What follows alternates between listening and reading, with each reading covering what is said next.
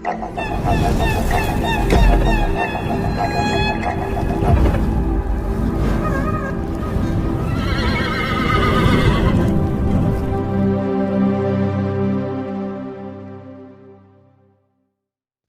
ఏడాది ఆఖరులో సలార్ సినిమాతో ప్రశాంత్ నీల్ ప్రేక్షకుల ముందుకొచ్చి బ్లాక్ బస్టర్ హిట్ ని తన ఖాతాలో వేసుకున్నాడు. ఈ సినిమా ప్రపంచవ్యాప్తంగా 730 కోట్ల కలెక్షన్స్ ని అందుకుంది.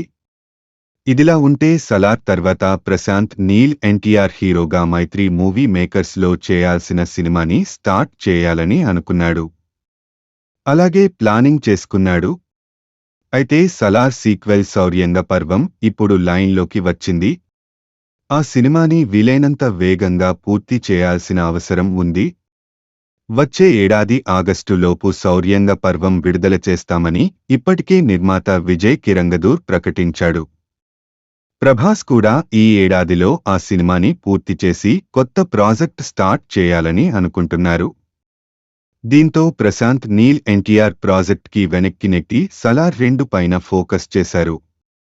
మరోవైపు ఎన్టీఆర్ కూడా ప్రస్తుతం దేవర షూటింగ్లో ఉన్నారు.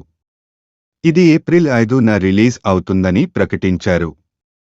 కానీ సాధ్యం కాదనే మాట వినిపిస్తోంది. మార్చి నుంచి హిందీలో చేస్తోన్న వార్ 2 మూవీ షూటింగ్లో జాయిన్ అవుతారు.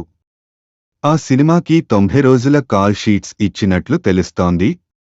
ఈ మూవీ పూర్తయిన తర్వాత మరల దేవర సీక్వెల్ కూడా రెడీ కానుంది.